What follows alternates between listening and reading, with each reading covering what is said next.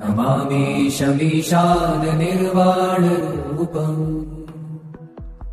विभुं व्यापकम् ब्रह्मवेदस्वरूपम्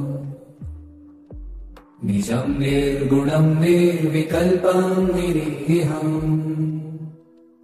चिदाकाशमाकाशवासम् भजेऽहम् निराकारमोङ्कारमूलम् तुरीयम् गिराज्ञानगोतीतमीशम् गिरीशम् करालम् महाकालकालम् कृपालुम्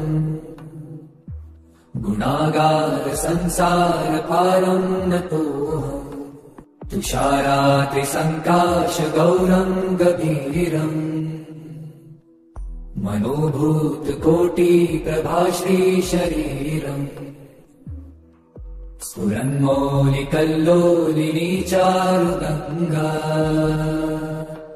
लसद्भालबालेन्दुकण्ठे भुजङ्गा चलत्कुण्डलम् भ्रूसुनेत्रम् विशालम् प्रसन्नाननम् नीलकण्ठम् दयालम्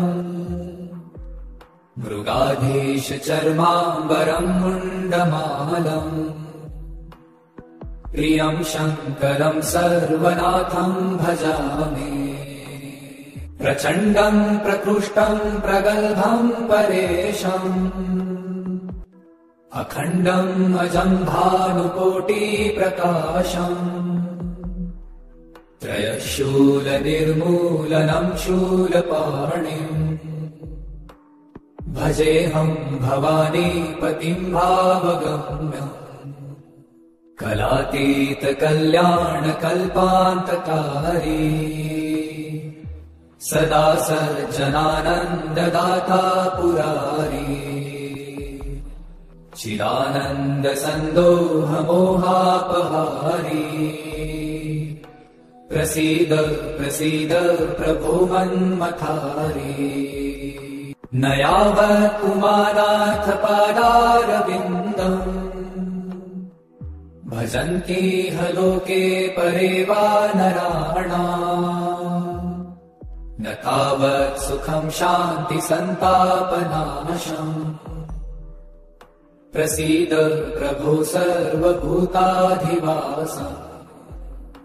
न जानामि योगम् जपम् नैव पूजा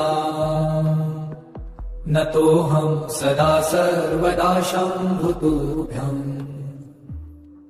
जराजन्म दुःखौघतातप्यमानम्